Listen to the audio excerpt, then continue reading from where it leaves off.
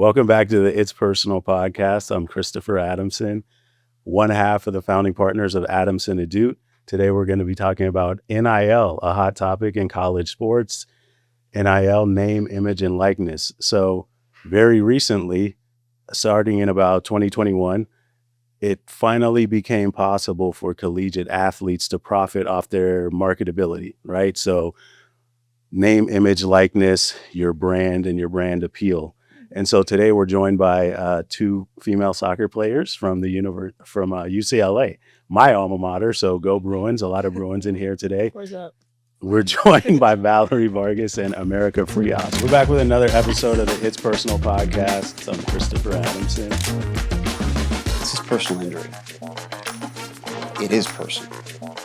The two of you have direct experience with being athletes, quote unquote, student athletes, and kind of coming of age in this NIL territory. So we'll get into that a little bit later, but why don't we start off with both of you kind of just filling us in on your background and who you are and what brought you to UCLA and your background as soccer athletes. Go ahead. Okay. My name is America Frias. I am a rising senior going into my last season of college soccer, which is crazy to even think about. But I'm a political science major, and I am originally from San Jose, California, so like Bay Area, about 5 hours from here. And yeah, after college soccer is done, I am hoping to go pro and just like kind of play soccer as long as I can. And then after that, see what's in store for me. But yeah, I came to UCLA basically because it wasn't too far from home, but it was far enough to kind of like get my own life started away from my parents. But at the same time, they could come to all of our games and stuff. And I thought I was ready to be away from them. But like my first season of college soccer, I was like, Mom and Dad, come. Like, when are you guys coming? But yeah, it's been super awesome. Everything about UCLA is like a perfect fit for me. I love the soccer, the school, like facilities, campus. Everything's awesome. And I love being in LA. Was UCLA your first choice? Yeah, it was. It was like, I talked to other schools, but like when UCLA offered, I committed on the spot because I knew I wanted to go there. Yeah. How long have you been playing soccer? Since I was I think I was 3. Because Oh, my older brother is 8 years older than me, and he always played, so I was always at his games. And then as soon as I was old enough, my parents put me in like the rec league. So, yeah. Okay. So my name is Valerie Vargas. I'm 19. I'm a sophomore, almost junior. Well, I chose UCLA because, I mean, who wouldn't want to go to UCLA, you know? I agree. But yeah, definitely because I'm from LA, so it's definitely close from home. And I feel like just like my parents could come, I could see them. Obviously, it's not that I live like 40 minutes away from UCLA. So I'd say like that was like a big thing. Like since I was like in middle school, I always wanted to go to UCLA. It was like my top like school. And I'm a sociology major, and just everything about UCLA is just perfect. The competitiveness, obviously UCLA is a big school, so like everybody knows like what you have to do to get there. So I'd say like just the work ethic there is just amazing. Where'd you grow up? LA. It's called Pico Rivera. Oh, Pico Rivera. Okay. Yeah. So homegrown, yeah? Yep. How long have you been playing soccer? Since I was 4. Okay. Yeah. I started playing with like little boys and kids like that. So that's a bit of, like mix of everything, yeah. Okay. Yeah. And so just full disclosure, our firm has been working with you two a little bit in terms of kind of sponsoring you or like an NIL type of partnership, right? And so when you guys first started at UCLA, did you have any understanding of what NIL is, or was that even really a thing when you guys got to college? It was a thing, but for me, like, I had no idea what NIL was. Mm-hmm. Like, I just came in there. I was like, okay, I'm just going to play soccer. I'm going to do school, do my thing. But yeah, NIL really wasn't like, oh my God, like, I'm going to college because of NIL. But that was mainly just because, like, soccer, school, obviously. But yeah. Did you think that coming to UCLA, you would potentially have some large NIL opportunities? Was that really on your radar or no? Not for me, no. How about for you? Kind of. I think since like the whole like NCAA process and like making it legal, what happened while we were in high school, while we were both already committed to UCLA, it wasn't really like a big part of like, oh, I'm going to come to UCLA because I'm going to get NIL deals. But obviously, like subconsciously, I mean, anyone who's at like probably like a Power 4 school, like a top school, is going to have the opportunity to get pretty good NIL deals. And I think once we got to UCLA, my freshman year, I wasn't too familiar with it, but like as the years passed, like we had more people like our social media people, like marketing people for UCLA kind of work with us and try and like kind of motivate us to like get out there and like kind of take full advantage of like these opportunities. Because I mean, you're at UCLA, you got to make the most out of like the name of UCLA, or like just like that, the fact that you're an athlete here. Yeah. Have you seen firsthand any disparity between NIL, like the effect of NIL on men's sports versus women's sports? Yeah. In what way? 100%. I mean, we play women's soccer, which is like at UCLA. I mean, I feel like we're a pretty big soccer school, like for men's and women's, but like we're also a big basketball school and a big football school. Yeah. And like even like just like football, like the opportunities that they get are like way more than like the opportunities we would get, whether it's from brands or whether it's just from donors. Like obviously it's like, oh my gosh, like UCLA football, which like on one hand I understand, but like it does kind of like, it's kind of crazy to see like when it's like there's a kid my age like driving like a Lambo, and I'm like, I'm like hype about like a $2,000 deal, but like it's like it's definitely, the disparities are definitely there and they're very clear. Yeah, literally there's like a Lamborghini like in front of our apartment. Porsche. Like like dang, okay. Wow. Yeah. It's probably athletes. Yeah. But yeah. When it comes to NIL and NIL money, then are you in favor of it? Are you against it? Like, do you think it's a good thing?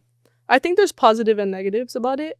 I'd say it's obviously like because of our platform, like it gives us the privilege to, like, depending what sponsors you guys get, it could either help your community, it could either help, like, you know, there's energy drinks, it could help you going out with like the day of your life, anything about that, just because like you could motivate or encourage the youngers before you. So I'd say like it could also be a positive. That's like the positive area. And I say like it could be negative, like, oh, like some kids are like transferring because of the money. So I feel like that could be like a negative. Like you're not going there because of your community. You're not going there for like, you know, trying to encourage like little kids that you were once. But yeah. I think going off of that, I mean, NIL helps a lot of sports. I think not including football and basketball that sort of don't really have much after college, like a gymnastics. They don't have like a pro league that you can go to like after college, or like a women's volleyball, which like leagues are emerging, but like it's not as like big as a college sport would be. And they're able to like make NIL money and kind of like make a name for themselves and like sort of make it a career while in college. So I think that's like a super great part of it. And like it helps, I guess, lower visibility sports in the college world. But at the same time, kind of like what she said, just like the bigger sports, like you're talking millions of dollars of like kids transferring because of money, which I guess that's where issues arise. And I understand why people like have concerns about that. Yeah. So both of you mentioned transferring. Like for me as a fan, just watching sports on the outside looking in, it kind of makes it feel a lot more mercenary when there might be students who 1 year they're playing for one team and next year they're playing for another team. You lose continuity to me in terms of like who you're cheering for, who you're a fan of, because someone might be a one and done and then just move on to another team. How do you guys feel about that in terms of like the ease with which student athletes seem to be transferring now, especially in football because of the transfer portal, but really like in any sport, like you're going to see potentially one school wave some money in front of an athlete's face and get them to transfer to a different school. Do you think it's kind of potentially ruining the integrity of sports, or has the possibility to ruin the integrity of sports? I think it can be, yeah, just because I feel like it just shows like your loyalty to the college and to your teammates. And I feel like obviously if you're not happy there, like obviously transfer, but like if you're doing it for the money and stuff, I'd feel like what do you like, when you're in college, you're expecting to like meet the requirements, you're expecting to do these things for your community, but then you're like, oh, they're waving the money, like you said, they're waving the money on your face. So it's just like, okay, like it just shows who you really are, I'd feel like. Yeah. I think transferring itself, the idea of it isn't like a bad idea, kind of like what Val said. Like if you're unhappy, if you don't like the staff, if you're not getting what you essentially signed up for, I totally understand like the transferring. But I do think the money is now continuing to play a very big part of like why people transfer. And it kind of does ruin it because it turns it into more of like a pro environment. And like college is still amateur. And I think a very fun part of college sports is like the loyalty. And like you see it, especially in college football, like fans like love college football. And like I know a lot of people say college football is even better than watching the NFL because of like the sole reason that like fans and like you're like you support the school that like you're like a local school that you're like close to. So it's like fun because you're playing for like so many fans and so many people who like love the program, whether it's with you or not. And I think just like the transferring and the NIL kind of like ruins like that loyalty and kind of like that commitment that you made to a certain school just because another school is paying you more. So like that part is definitely not super cool. Yeah. You mentioned it's kind of turning college athletics into more of like a pro feel, right? And so historically when the NCAA like first came around and there was collegiate athletics and like thinking like the 50s, they first implemented the term student athlete, right? Because they wanted the emphasis to be on the fact that you guys are students before athletes. You're here to get an education, graduate, go out into the world and doing amazing things. And like being an athlete is secondary. So on the surface, that was the rationale behind using the term student athlete. But like historically, if you look at the term student athlete and why schools have been loath to pay student athletes or have student athletes get paid by outside money, it's also because once you do that, there's an argument that you guys aren't student athletes and you're employees. And if you're employees of the school who are competing athletically for the school, then you would also be entitled to things that employees get, like pay, and maybe more importantly, like insurance or health insurance or workers' compensation, right? Because as far as I know, it might be different now with the advent of NIL, but in the past, you guys weren't regarded as being employees. So there is no workers' compensation coverage. Like if you get injured and God forbid get like a life-altering injury, it seems to me like you would be left to kind of figure that out on your own. So can you talk about now, like, let's say someone gets injured, like, do you guys have healthcare available? Is there some sort of system where athletes can get treatment for injuries, or how does it work?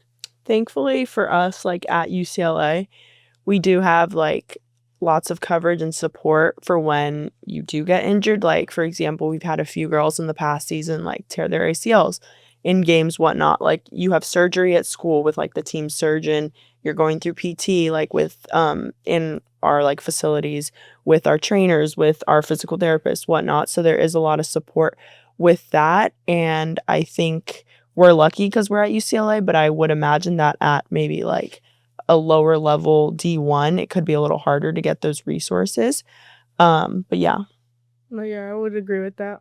She literally said everything. But I'd say also, like you mentioned that it was student before athlete. So I'd say like even being a student, like you get a lot of help, you get mentors, you get peer learning, you get tutors, you get literally like so much help. So I feel like that's a big privilege that we have as well. But on the flip side, being a student athlete versus just being a student, do you think it's a little bit more rigorous? Like as a student, all I have to focus on is my academics, right? But for you two, aside from your academics, you're athletes. So how does that factor into your life as quote unquote student athletes? No, yeah, it definitely is a lot. I'm telling you that. Like sometimes I'm going walking to class and I'm like, oh my God, like my legs, they're so tired. I can't. And obviously you have those days, but like you just have to remind yourself like you're a student before athlete. And also I feel like just like your coaches, you can't let them down as well. Like if you're not getting good grades, you're not, obviously it's for your future as well. But I'd say like if you're not getting good grades, you're going to be ineligible. So I'd feel like that's a big part as well. So I'd say like, I don't know, just you got to be motivated to do that. But obviously have like good time management, have a good time for yourself, good time for like obviously friends, family. And I'd say just have good time for like your schooling, your soccer, which for me. But like I'd say like just have a good balance of everything because like you obviously want to be happy where you're at, you know. But yeah, I'd say those are my top. Yeah, I agree. I mean, obviously, just being a student at a school like UCLA is like already hard. But like just adding the athlete part, it's just kind of, you throw in like a whole nother, like our whole mornings are like just like practice, treatment, lift, whatever it may be, and then classes are kind of after. And it is like a lot, especially like Val said, like on your body. Like I'm so tired sometimes in lectures and it like sucks, but I have to get through it because I'm not missing a lecture. And like we are students before athletes, and my parents always remind me that when I'm like, oh my gosh, like I don't want to go to lecture. And they're like, okay, well that's why you're like you're at UCLA, so like you have to go. And like Val said, like it goes hand in hand. If you're doing bad in the classroom, you're not going to get playing time because you're going to be ineligible. And then you're affecting your whole team. So it's like you have to keep up your grades and like do well in school before you even step foot on the field. Yeah.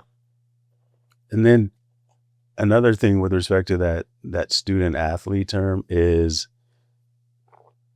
student athlete is kind of a fiction, right? Because you guys are athletes, but you're making the school all this money. But prior to the advent of NIL, that money wasn't being shared with the athletes, because if we remove student athlete and like kind of call it what it is, and you guys are employees of the school and therefore entitled to get paid for your quote unquote work on the field, there's also an argument then that as employees, you guys will be able to unionize, because in any other industry where there are employees, those employees can unionize and then kind of fight for their own rights against the employer or workplace, et cetera.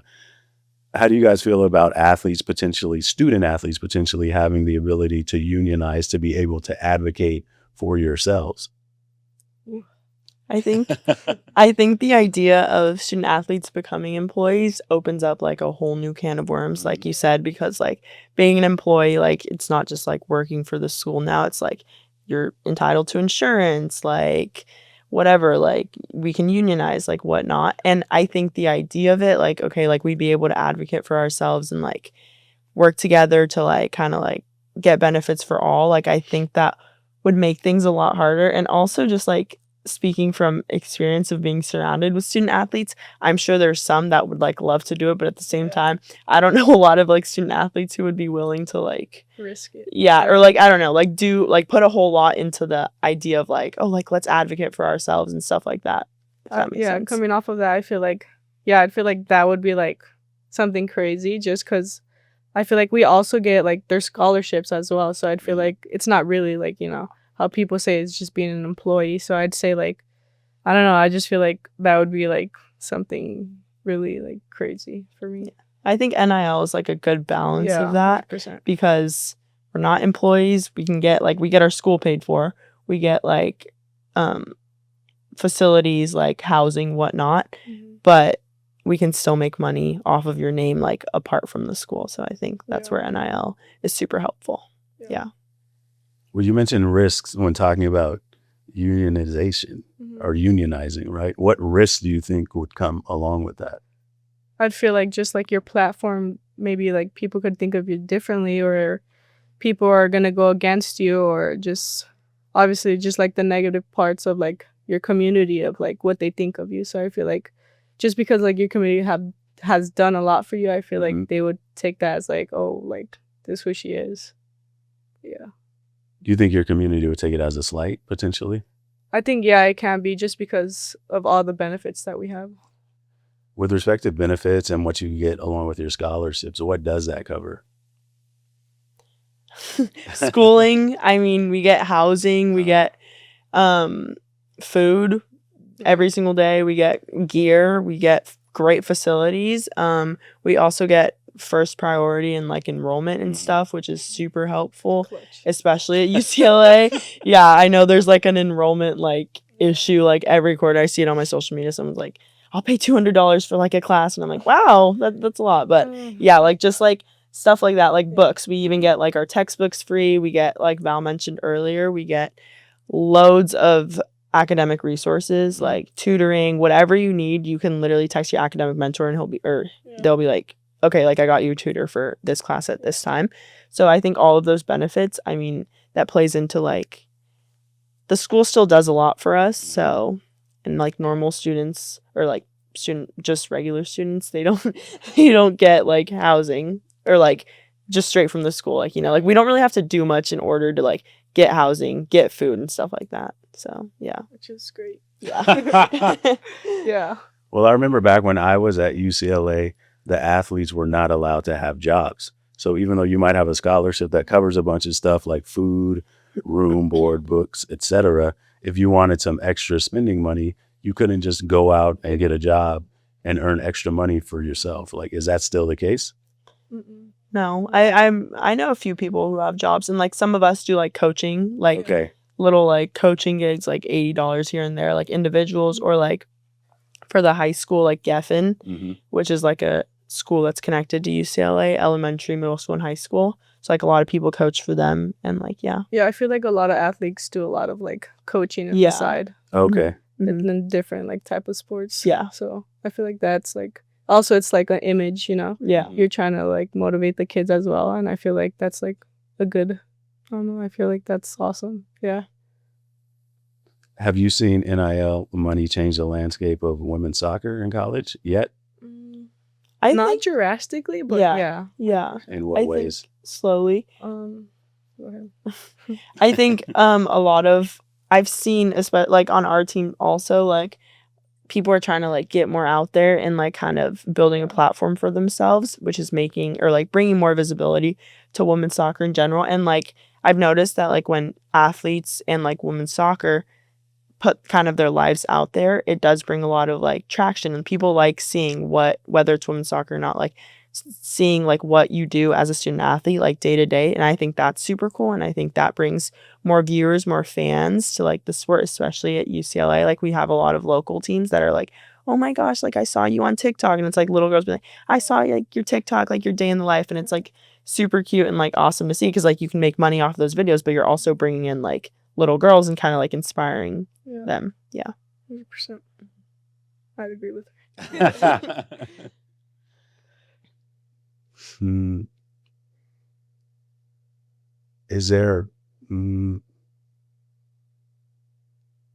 Is there a way you think NIL and the NIL process as it stands now can be improved?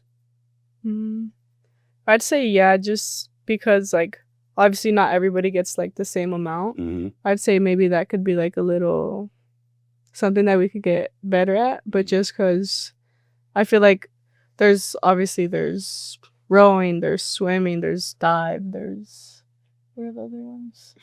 Water polo. Water polo. There's just so many that I feel like obviously they have a platform, but I feel like they're not really out there because of I don't know, I guess their sport or something. So I'd say like maybe being better at that. I'd say like that'd be like a huge part. For the individual sports, you're saying? Yes, correct. Okay. Yeah. I think this is like a conversation that's being held also, but just like I understand like the donor part of like NIL and like people paying, but like also like the revenue that a sport brings in. I Mhm. think that would be cool, and I think that's like a conversation being had to like pay the athletes. Well, I guess this also brings up like the topic of like being an employee, but like pay the athletes like based on like the revenue they're bringing in. Like I think that would be super cool and help a lot of sports like the rowing or like the swim. Like even though like maybe they won't be making as much, but I think it'd be cool to kind of be like, oh, like let's get more people out so like you make money, Yeah, you know? Yeah, I Yeah. think that would be cool. So you kind of like you addressed a point that I was kind of trying to get to, which is NIL money is just basically you're paying somebody for their brand, right? Mhm. Like a Shador Sanders Yeah. or Arch Manning or whatever, but you're not really still paying the athletes. Like in some ways it's still up to the athlete to be good enough or like make themselves hot enough, so to speak, that like Mhm. somebody's like, oh, I want to give this guy, you know, Nico Iyamaleba, the guy Mhm. coming to UCLA, he's getting like $2 million, right? Yeah. And so I think like Tennessee had offered him 4 Yeah. and he rejected the 4 because for whatever reasons, right? And now he's coming to UCLA, but not everybody is going to have that opportunity. Like not everybody's going to be a Nico or a Shador or whatever. So if there are other sports that are quote unquote smaller sports, like, you know, a water polo, like you mentioned, or something like that, is there a way we can also potentially make sure those athletes are getting fairly compensated? Like, do you think it is just kind of a maybe a revenue sharing thing, like all the money that, these sports are bringing in revenue, a portion of that gets shared with all the athletes, or is there some other way? Like, what do you guys think about that? Yeah, I think being like what you said, like having a portion to the smaller sports as well. And I'd say just like obviously like the bigger sports, I feel like they should also like promote them as well, so to like go to their games, like oh, like these are the top players, like follow them, like it's just I'd say like help them with their platform, I'd say. Yeah, I think the portion of the revenue sharing would be the essentially easiest solution to that, because as awesome as it would be like for people to like promote like I forgot what like a rowing match is called. Don't look at me. Wait, what race? is it? No, it's like a regatta. Oh, Yeah. regatta. Yeah, sorry. Yeah. Well done. Yeah. Or like a swim meet, like whatnot. Like you're not going to get the same amount of people that are going to like a football game or like a basketball game in Poly. But I think revenue sharing on top of like the donors that football already gets, like I think it would be super cool to like kind of have like a base of like something that like teams all split, like, and have it be even though like that would like I think bring up a few issues with like the bigger sports like football and basketball, but I feel like that would be the most fair and equal way to like kind of bring in money to those smaller sports. Yeah. I'd also say like collabs as well, especially because the football coach is like super open about like community and stuff. So I'd say like that'd be like also like a great idea too. The UCLA football coach? Yeah. Deshaun? Yeah. Oh, okay. Foss. Yeah. He was my year. We were there at the same Oh, year. really? Yeah. It's nice to see him winning. Yeah. Got a job. One thing I wanted to ask is, we mentioned revenue sharing. Do you think it's incumbent upon the athletes to try to drive that type of model versus the school? I think it's both. I think athletes could definitely play a role in bringing people in like through their own platforms, but I think the school has just as much responsibility, because they should want, like, institutions should want to pay their athletes for like the amount of like visibility and like kind of like platform that athletes give the school already. So I think it's like 50-50. Like athletes should promote it, but like at the same time the school should promote it just as much or even more. 100%. Yeah. Especially because there's always like banners outside of our facilities, and I feel like we need more of that. Yeah. My take is, historically the universities have not been very interested in taking care of the athletes. So I think to just kind of hope at some point they'll see the light and say, we have to do the equitable thing, probably isn't going to happen, just because, again, historically, the universities haven't been very invested in wanting to pay the players. So with that in mind, do you believe the universities have like more of a responsibility to try to make sure the athletes are compensated fairly? Yeah, 1,000%. Kind of like what I said earlier, like as student athletes, like we're putting our bodies through so much rigorous like work, like day in and day out, like on top of practice, we have to go to classes and stuff to kind of like we're representing the school. So like we're putting not like our lives on the line, but we're doing a lot for like the school itself. Yeah, we're putting a lot on our bodies, and I think the school should recognize that and like want to pay the players and want to like take care of them or compensate them as much as possible, or like show as much support as possible for like what the athletes are doing. Yeah, I'd say just like obviously not like forcing things, but I'd say like show your support, show your like the love, the passion, like, because I feel like for me as a soccer player, like I have so much passion, I have so much love for like the sport, obviously, and I feel like just them even just showing up to the game, that just like means a lot to us. So yeah. When you say them, you mean like school employees? Yeah. People Athletic from like the board of regents or something like that? Anyone. Deans. How much contact do you have with like agents of the school outside of your coaches? Like, do people from the school check in with you about like your experience being student athletes or anything like that? Like therapists, you're saying? No, just like really. From the board of regents, for example, like to talk about like what the athlete experience is like. Does anybody ask you as the student athletes for any direct feedback? Like, not really, no. Do you know if for other sports programs like football or anything else, there's that type of conversation that goes on between the athletes and the schools? No, I don't think so. I feel like it's mostly just a athletics to athletics like kind of pipeline. I don't know if people are talking to like the deans or anyone on the board of regents unless it's like school issues. Yeah. Like academic issues. Yeah.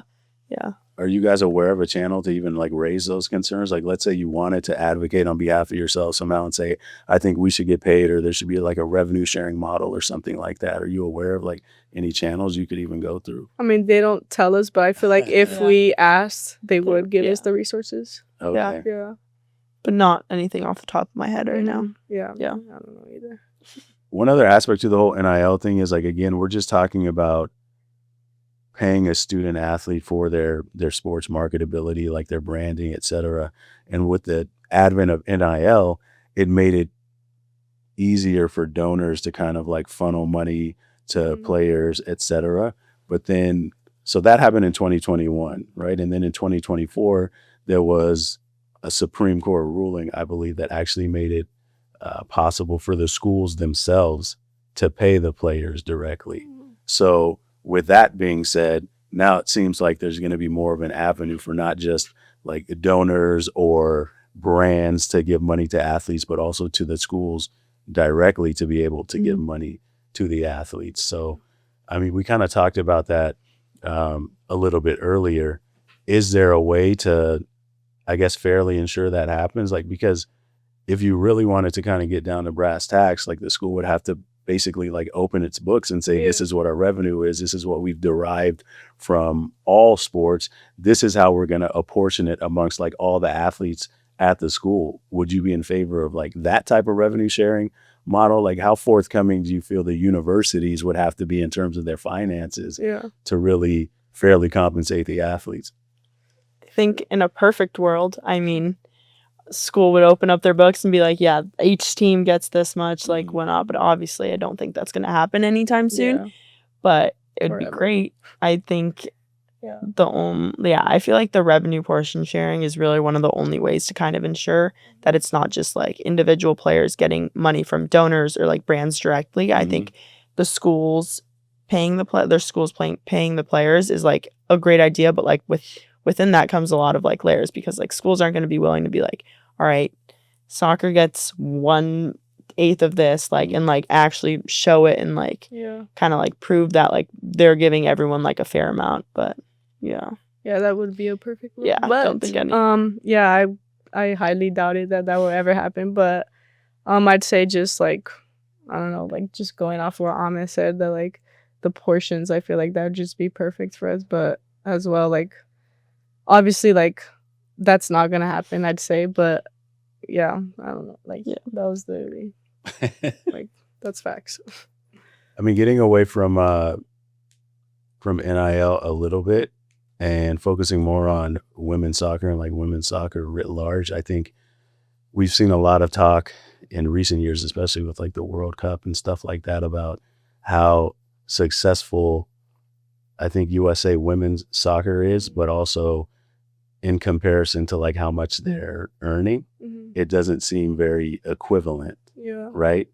Do you think there's a way that we can kind of, I guess, repair that inequity, or what do you think we can do to kind of equalize like how well like women's soccer is doing, it seems, internationally versus what they're getting paid or what they're earning?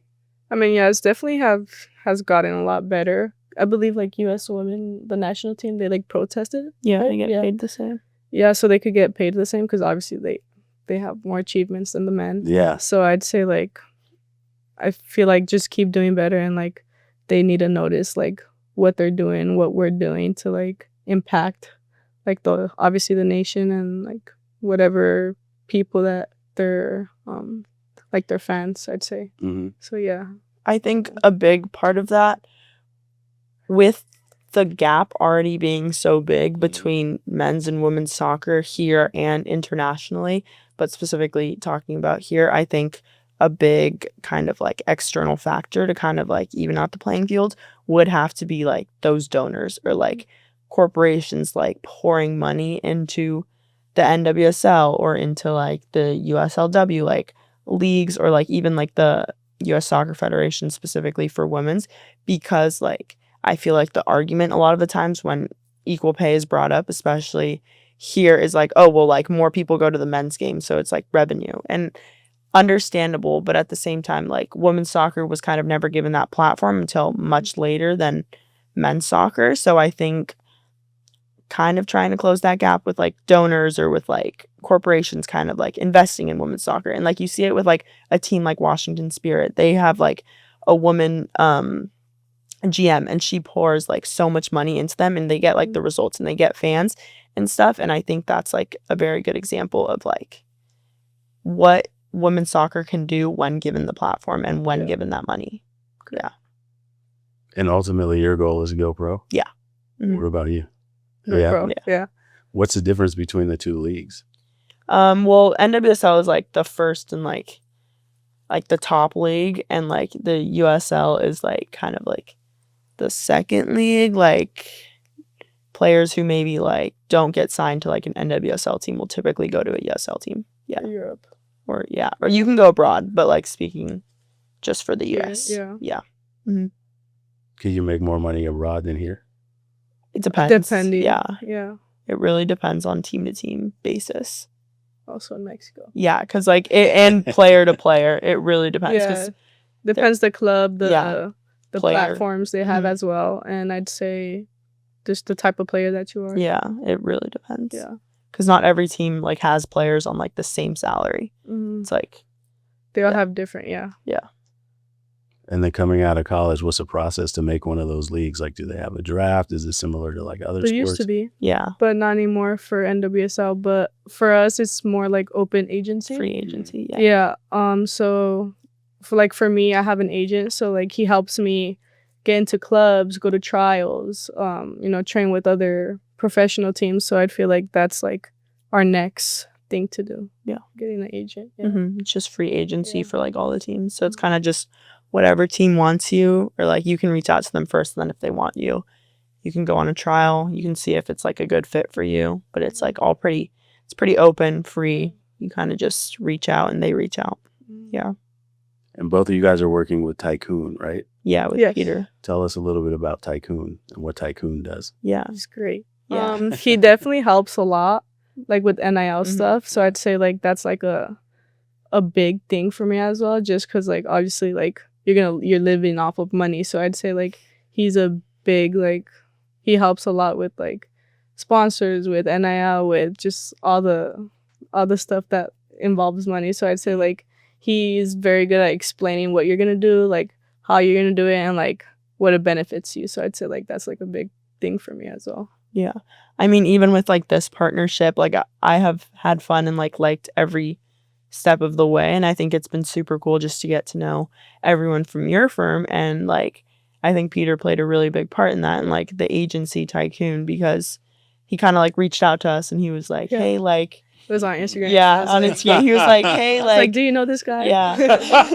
Then I saw his platform. I saw his his TikTok. And he helps a lot of like other athletes too, just specifically with NIL, which like coming into college, it is kind of like a hard and like sort of scary thing to navigate, because it's like, well, obviously like you want to get brand deals, but then it's like there's a lot of like underlying like, okay, you have to look at the contract, you have to see how long you have to keep the post up, like when you have to post it by, what's being posted, like how many interactions, like all of that. And he kind of like makes it easier to navigate that whole process. Yeah, especially like being a student athlete, you have to do all these things. So I feel like with him, he's helping like your schedule. He's going around your schedule with like what time you're going to do this, what time you should, like how much you're going to make. And just, I feel like that's like a big help for us. Mm-hmm.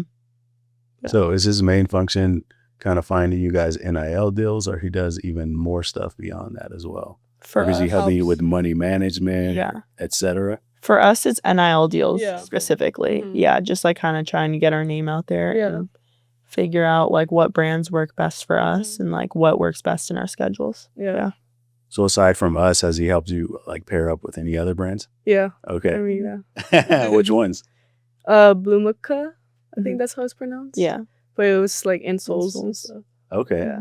All right. Yeah. And how about you? Just this, but I've had a great experience still. I'm not really that big into NIL yet, but I'm trying to be. But like this has been really good and great and easy. So yeah.